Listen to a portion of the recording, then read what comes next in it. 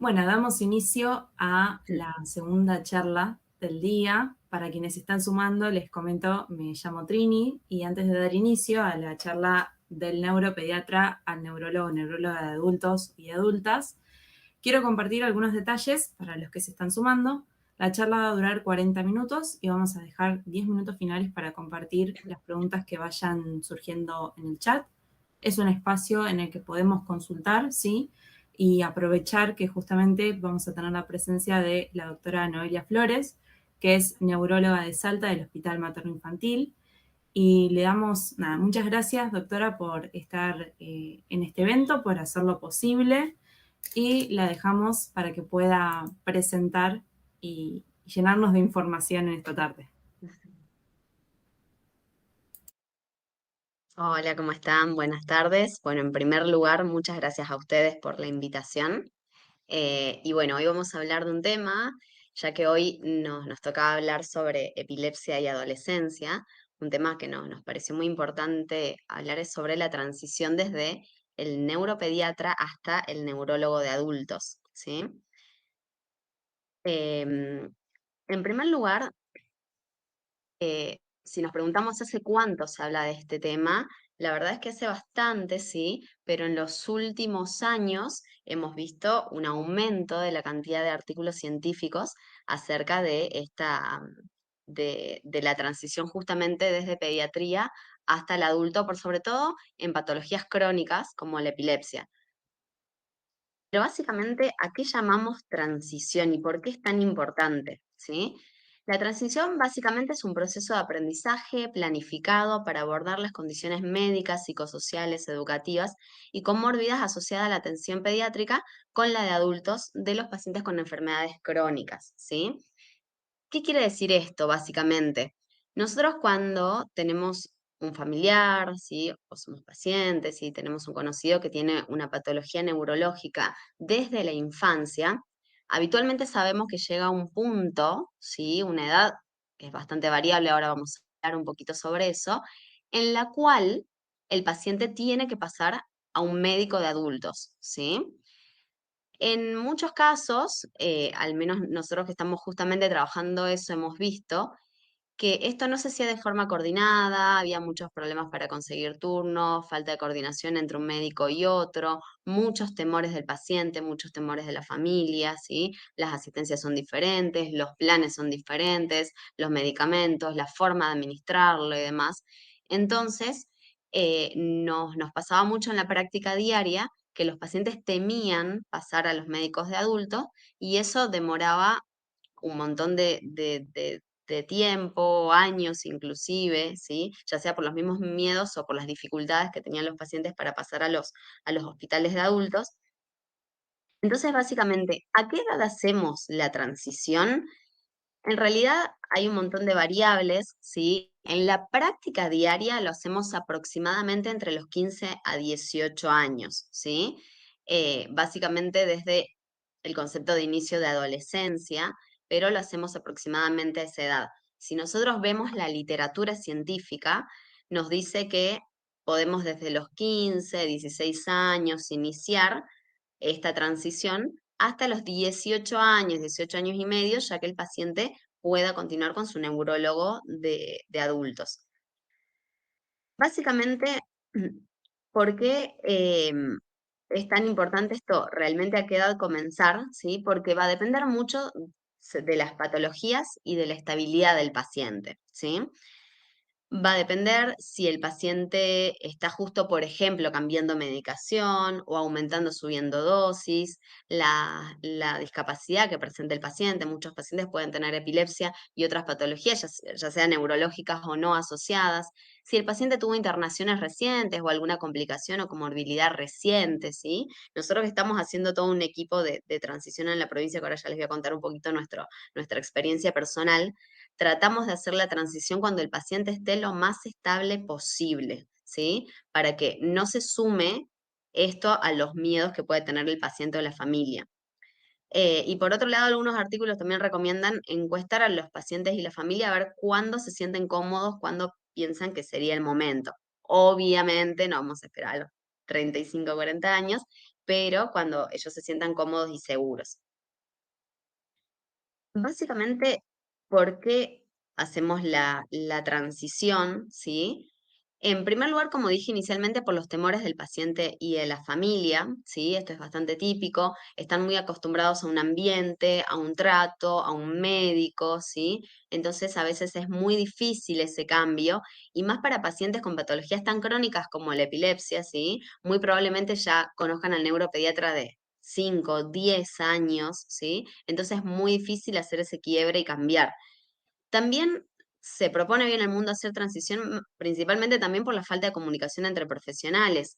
No en todos lados se comunica el neuropediatra con el neurólogo de adultos comentándole sobre el paciente, sobre los antecedentes, medicamentos, cambios que ha tenido últimamente, otras patologías asociadas por falta de información del paciente, ¿sí? Nosotros haciendo la transición tratamos de informar permanente al paciente cómo va a ser el paso a paso, a qué hospital va a ir dirigido, de qué forma, con qué médico, ¿sí?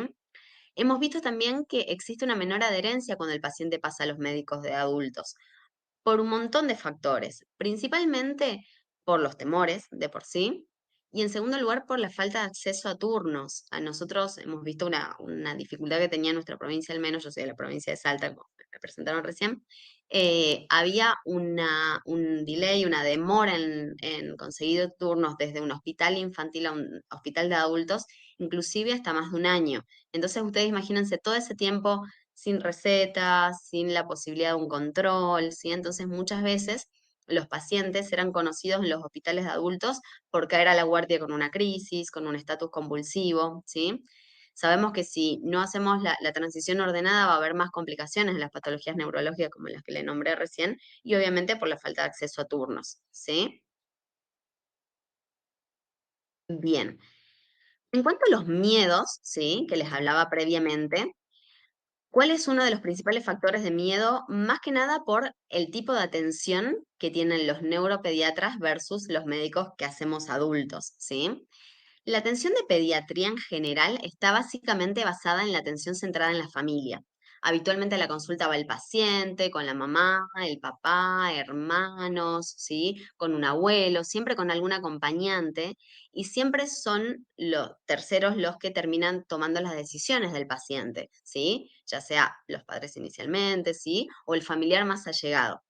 Los que somos adultos tratamos de tener una atención más centrada en el paciente. Y la palabra clave acá es autonomía, ¿sí? Los médicos que hacemos adultos tenemos que tratar, en la medida de lo posible, obviamente, que el paciente comience a tener autonomía, ¿sí? Comience a poder desenvolverse solo, ¿sí? O lo mejor posible, y pueda ser capaz de tomar decisiones también, ¿sí? Básicamente, ¿cuáles son los temas que comenzamos a abordar en las consultas, sí? Como les decía recién, la edad en la que comenzamos es entre los 15, los 18 años aproximadamente, ¿sí? Y es una edad del inicio de la adolescencia donde hay muchos cambios. Algunos queremos tener y otros no, ¿sí? Pero es fundamental que entendamos que inevitablemente algunos cambios van a suceder, ¿sí? Entonces, lamentablemente el consumo de alcohol, ¿sí? Es algo que lamentablemente a esta edad se puede producir. Y esto es fundamental hablar con los pacientes porque el consumo de alcohol se va a ver afectado en cuanto a al metabolismo de la medicación, puede aumentar la frecuencia de crisis. No solo el consumo de alcohol, sino también el consumo de otras sustancias, ¿sí? Ninguno quiere idealmente que suceda esto, ¿sí?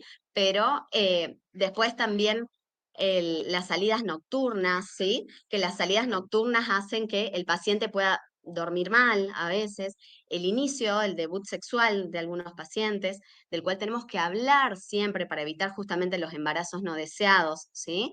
Hablar sobre la actividad física, últimamente sabemos que eh, antiguamente se tenía el concepto de que el paciente con epilepsia idealmente tenía que hacer poca actividad física. Hoy en día sabemos que no, que todo lo contrario, ¿sí? Tenemos que desarrollar, estimular la actividad física de los pacientes.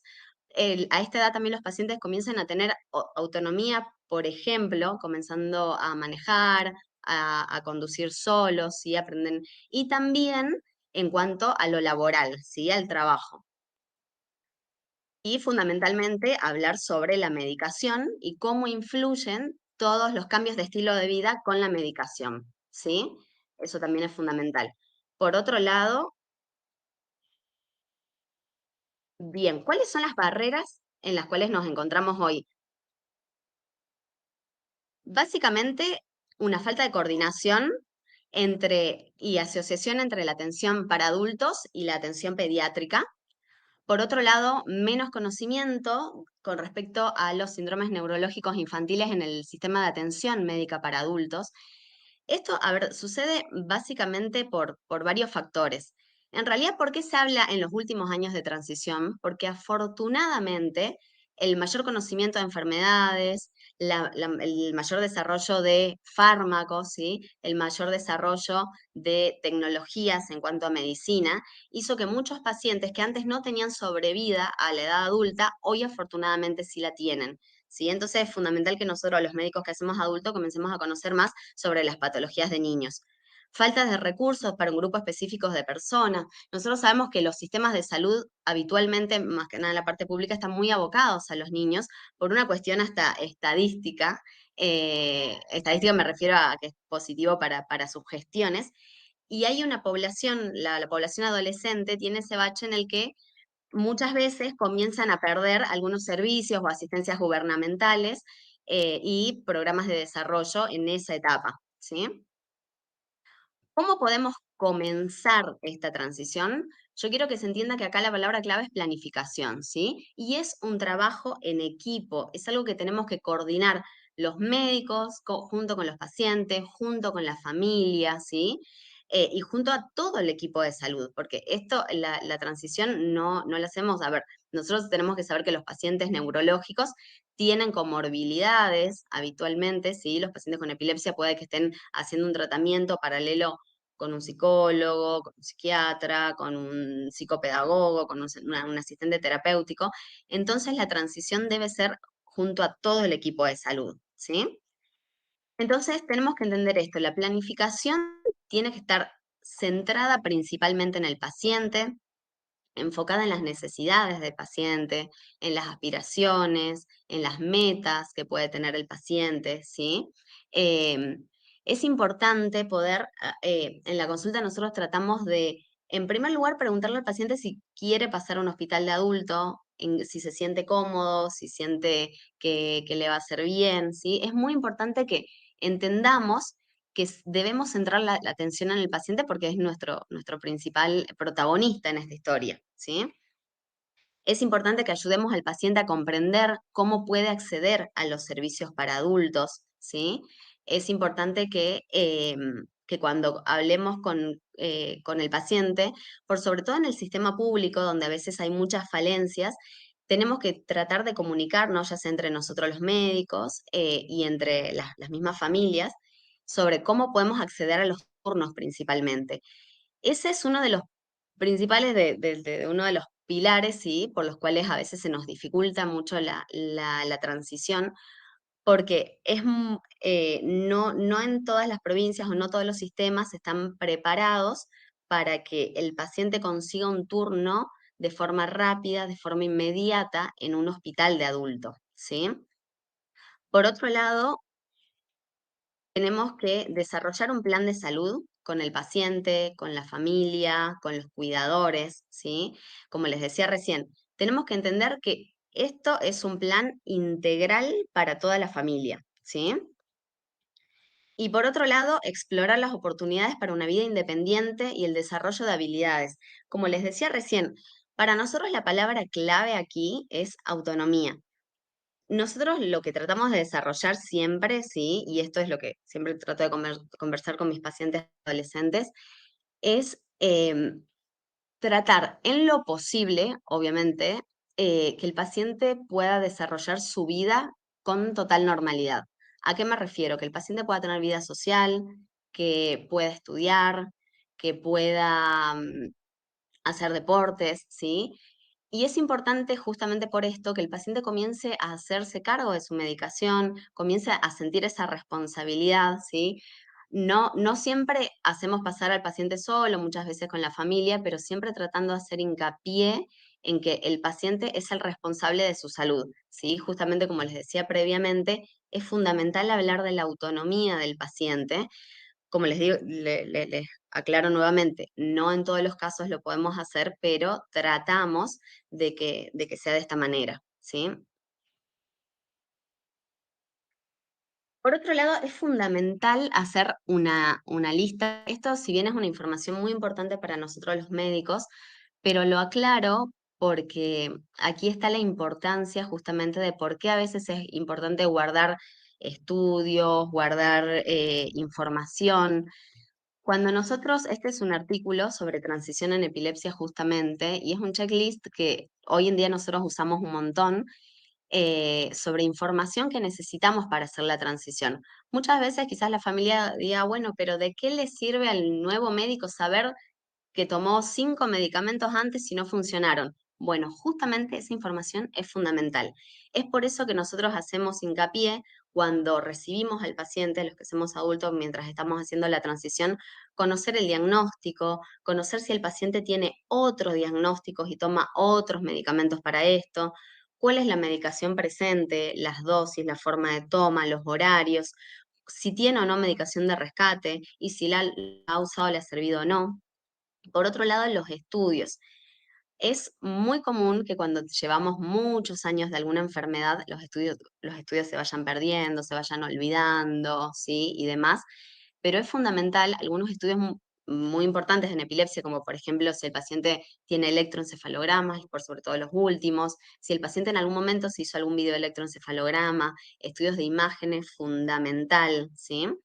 Y por otro lado, algunos tópicos bastante particulares que a nosotros nos interesa siempre saber, como por ejemplo, a qué edad comenzó el paciente, cómo fue la progresión, si siempre tuvo el mismo tipo de crisis o esto fue cambiando a lo largo del tiempo, ¿sí? Cómo, cómo se desarrolla la crisis, cómo inicia, si tiene aura, es decir, si tiene algún aviso previo, cuál es la frecuencia de la crisis. En esto tratamos de hacer mucho hincapié en las consultas, ¿sí? Cuál fue la última crisis que presentó el paciente, si a lo largo de la vida ha cambiado la frecuencia de crisis. También, por ejemplo, es muy importante saber cuánto fue el mayor tiempo libre de crisis que tuvo el paciente, si tiene factores que lo provocan las crisis u otras que lo pueden precipitar, porque, por ejemplo, la falta de sueño, en las mujeres el inicio del periodo menstrual y demás, cómo fue su examen neurológico. Toda la medicación pasada es fundamental. Yo siempre trato de pedir a los pacientes que tengamos, o a los familiares, que tengamos alguna libretita o algún lugar donde podamos anotar y tener en cuenta todos estos datos, porque si no, muchas veces nos olvidamos, se pierden, ¿sí? Si, por ejemplo, un paciente no estuvo tomando una medicación hace 5 años, lo más probable es que esa cajita ya en la casa no esté y no recordemos cuál es la medicación.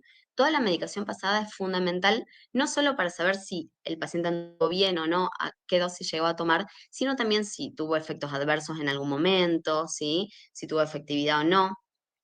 Después otros datos que también para nosotros es fundamental, qué tipo de complicaciones relacionadas a la epilepsia tuvo, si tuvo estatus, si tiene algún familiar con epilepsia, si alguna vez hizo algún otro tratamiento extra como cirugía de epilepsia, terapia cetogénica, ¿sí?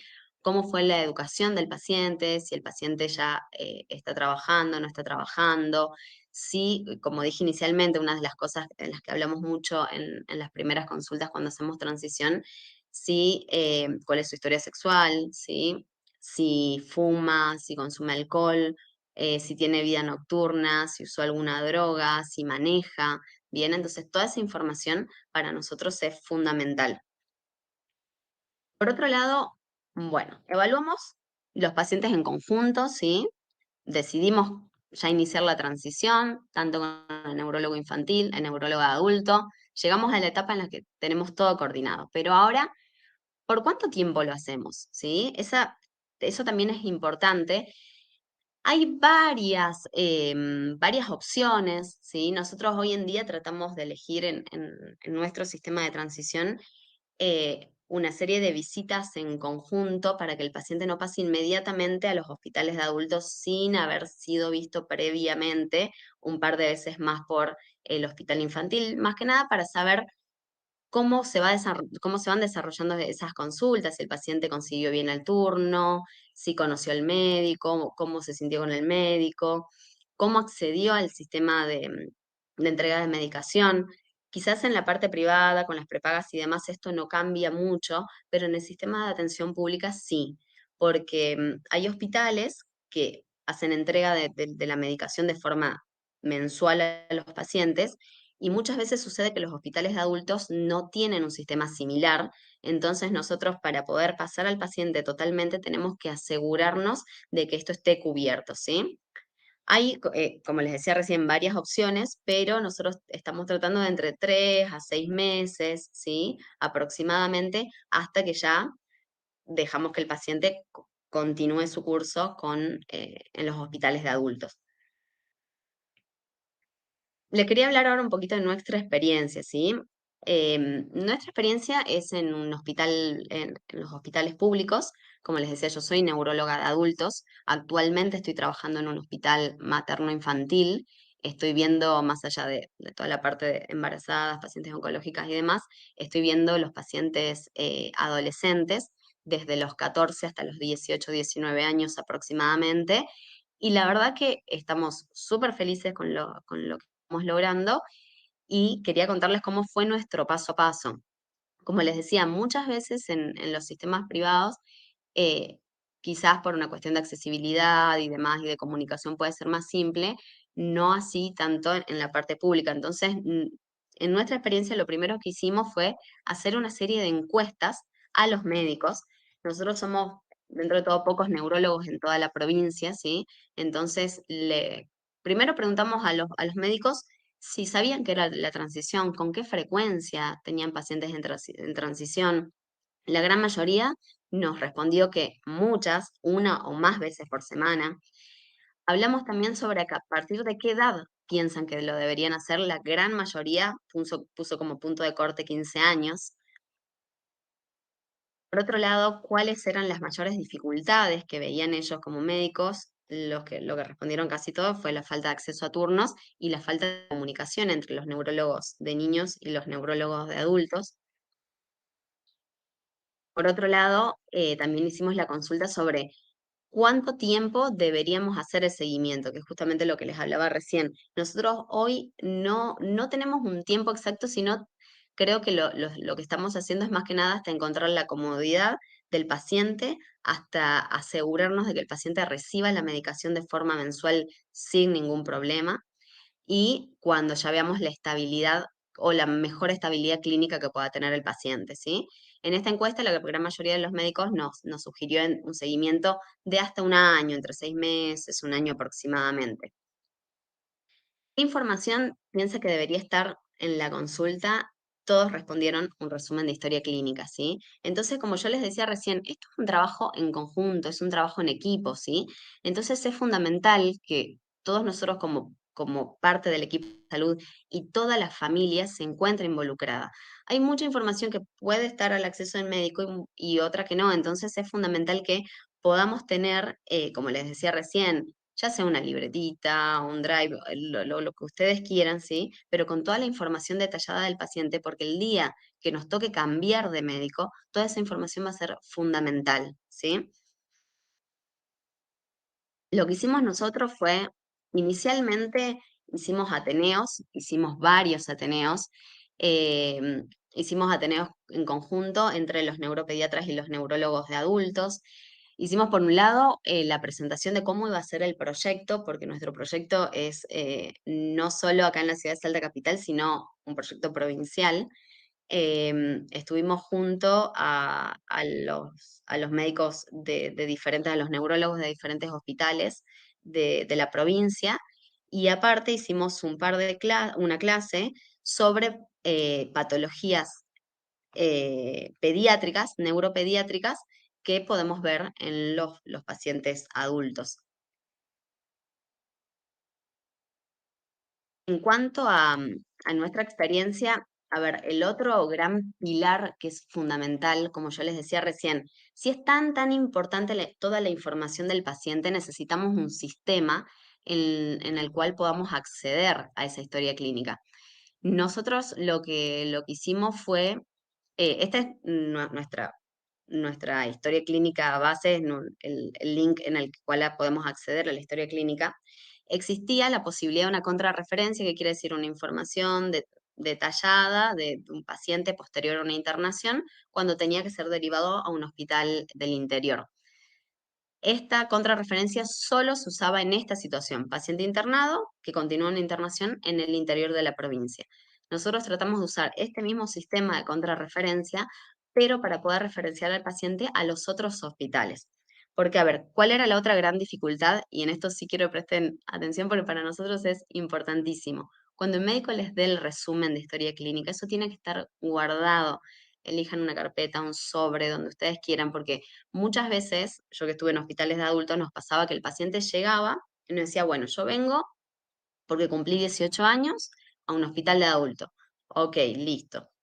¿Cuál es tu diagnóstico? ¿Qué medicación tomaste? Y más de una vez nos pasaba que el paciente decía, bueno, la verdad que el doctor me dio un resumen, pero me olvidé, se me rompió, se me mojó, ¿sí? Y no lo traje. Entonces nosotros necesitábamos que haya un acceso virtual también a esta historia clínica. Si bien nosotros a los pacientes les seguimos dando un resumen de historia clínica impreso para que lo tenga ya sea para cualquier tarea administrativa o para entregar al médico de adultos, nosotros necesitábamos que haya un acceso donde podamos enviar esta información. Por otro lado, hoy en día podemos hacer la contrarreferencia y lo que tenemos hoy son estos datos, ¿sí? Este sería el formato digital, ¿sí? De historia clínica. Entonces nosotros acá sabemos que entramos a contrarreferencia y ya vemos la fecha, la hora, el número de historia clínica, el nombre del paciente, ¿sí? Y acá hay un montón de datos más. Yo puedo hacer clic acá y puedo ver la información, que habitualmente la forma en la que vemos es así, ¿sí? Habitualmente ya sale dónde está domiciliado el paciente, dónde tiene su domicilio, entonces eso ya me va a decir a qué hospital se debe derivar a ese paciente, ¿sí? Porque nosotros afortunadamente en la provincia tenemos neurólogos en el interior, ¿sí? La gran mayoría reside y trabaja acá en Salta Capital, pero tenemos la posibilidad de derivar a neurólogos del interior, ya que hasta inclusive en mi caso, yo vivo en Salta Capital, pero también trabajo en algunos hospitales del interior. Entonces, si bien tenemos este sistema de historia clínica, para nosotros es importante tener siempre los datos del paciente, así que además de esta información que podemos enviar entre hospital y hospital, tenemos también una base de datos donde tenemos todos los datos del paciente, desde nombre, DNI, fecha de nacimiento, número de historia clínica, edad, diagnóstico, desde de qué ciudad es, a qué hospital se lo va a trasladar, con qué neurólogo hablamos, cuándo fue la primera consulta con el hospital de adulto y cuándo fue la última consulta con el hospital materno-infantil. Y tenemos los pacientes que ya están ok, o sea que ya hicieron la transición, y toda la lista de pacientes que están en proceso de transición todavía. Nuestra provincia afortunadamente tiene médicos neurólogos en varios puntos, ¿sí? Entonces acá justo marqué con estrellita los puntos donde hoy podemos derivar tanto dentro de la ciudad como al interior de la provincia, ¿sí? Así que muchas gracias por su atención, ¿sí? Sé que tenemos ahora un espacio de preguntas. Exactamente, un espacio de preguntas. Primero, bueno, muchas gracias, súper clara la charla. Y quiero compartir dos preguntas que nos llegaron. La primera es, Sí. ¿en qué momento tienen que estar los padres en las consultas? Y la segunda pregunta, que tiene que ver también con esto de la transición, que estuvimos hablando, y de las maneras de trabajar también, ¿no? De los médicos para niños y para adultos. Ujú. ¿Cuál crees que es la manera que da más efecto por ahí en los adolescentes para que continúen con el proceso de la medicación, que digamos que no abandonen los tratamientos? Porque entiendo que los cambios de médicos Sí, influyen mucho, ¿no? En esos tratamientos. sí. Entonces, ¿cómo se aborda eso? Bien, a ver, en primer lugar, con respecto a la primera pregunta, si los padres tienen que salir o no, em, eso al menos yo trato de conversarlo siempre con los pacientes y trato de explicarle a los padres que ante algunas situaciones no se deben incomodar. Para mí es muy frecuente, a las pacientes apenas les pregunto cuándo tuvieron su menarca, por ejemplo, si ya hicieron la consulta de ginecología, ¿sí? A hombres también, obviamente, ¿sí? El cuidado no es puro ni exclusivo de las mujeres, sino de ambos. Entonces, sí me ha pasado muchísimo que algunos padres comienzan a interrogar, a molestarse por hablar de este tema, pero yo siempre les explico a mis pacientes que la información, tener información es lo más valioso que podemos tener, ¿sí? Entonces, por ejemplo, en mi caso, desde el inicio de la menarca tratamos de hacer consultas a ginecología para evaluar métodos anticonceptivos, porque sabemos que tenemos que tratar de evitar no solo los pacientes por tener epilepsia, sino en general de evitar embarazos no deseados, ¿sí? Entonces, ese tema es fundamental. Em, los padres, habitualmente, como yo estoy haciendo transición en un hospital de niños todavía, ¿sí? O sea, yo estoy viendo a los pacientes de 14 a 19 años aproximadamente.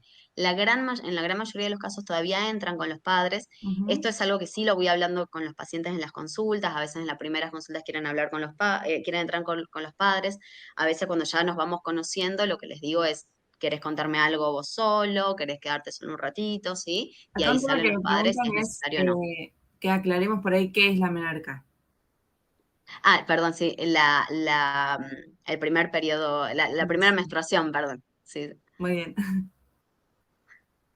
Y con respecto a cuál es el método, a ver, como yo les comentaba recién, hay muchísima información hoy en día, por eso yo les hice un flyer de que realmente la cantidad de artículos que hay sobre transición es enorme. Ujú. En Latinoamérica se está haciendo muy poco, sí, lamentablemente, así que esperamos ser pioneros en el tema. Pero, a ver, como yo les decía, hay diferencias desde la edad en la cual se va a hacer, el tiempo de consulta entre uno y otro, ¿sí? Pero yo creo que más allá de las formas y demás, tenemos que entender de que el pilar acá fundamental es el paciente, la comodidad, la seguridad, la tranquilidad del paciente y por otro lado, la accesibilidad de los turnos, ¿sí? Eso es fundamental. De hecho, el proyecto de transición acá inició principalmente porque, como les di el ejemplo recién, había pacientes que, ustedes imagínense a un paciente con epilepsia de 16 años que lleve más de 5 años de enfermedad y que lleve un año sin controles, a veces sin la accesibilidad a la receta. Eso quiere decir que muy probablemente aumente la frecuencia de crisis. Son pacientes que pueden tener riesgo de algunas complicaciones como un estatus convulsivo, que es una convulsión muy prolongada que requiere una internación. Entonces, muchas veces conocíamos a los pacientes en la guardia, ¿sí? Porque nos decían, a ver, hace un año que no hago controles, hace meses que no tengo recetas, y caían a las guardias por complicaciones de esta falta de acceso, ¿sí? Entonces, justamente lo que nosotros, esto sí me olvidé de contarles de nuestra experiencia, es que nosotros conseguimos el primer turno al menos de todos los pacientes. El primer turno sí o sí se lo conseguimos nosotros, entonces ya el paciente tiene la seguridad de que ya va a estar incluido en el sistema de atención de Claro. adultos. Porque en nuestro país al menos son pocos los hospitales que tienen la atención desde recién nacido hasta adulto. Habitualmente está esta diferencia de hospital infantil versus hospital adulto. En la gran mayoría de hospitales de nuestro país, entre los 15 y los 18 años, ya cambian los pacientes de hospital. Por eso es la edad en la que nosotros vemos. De hecho, en el hospital donde yo trabajo, a los 15 años era la edad de corte. En nuestro servicio, como tenemos este, esta ventaja de tener el servicio de transición, podemos verlos hasta mayor edad. Perfecto, súper claro. Bueno, nos queda agradecerte, obviamente, por haber participado de esta charla, por habernos compartido tanta información, por habernos compartido esta experiencia que sin dudas es un programa pionero, ¿no? En esto de la Sí. transición de neurólogos pediatras a neurólogos de adultos, así que nos alegramos que además, obviamente, que ocurra acá en Argentina. Agradecerte e invitar obviamente a que se queden, a quienes están presentes a la próxima charla, porque ahí en el chat estuvieron haciendo consultas sobre el uso de pantallas y demás en personas con epilepsia, de eso se va a hablar en la próxima charla. Así que los y las invitamos a que sigan conectados y a compartir también lo que se llevaron de este encuentro. Esta grabación se va a subir, a que la compartan con sus conocidos, con sus conocidas, y también que nos sigan obviamente en las redes sociales, en Instagram y en Twitter, EpiFest. Así que nada, invitados e invitadas para que nos sigan, y súper agradecida de haber estado en esta charla compartiendo con vos, Noelia, así que muchas gracias. Muchas gracias a ustedes por la invitación. Y bueno, un placer poder colaborar con ustedes y con la comunidad de, de PIFEST. Muchas gracias.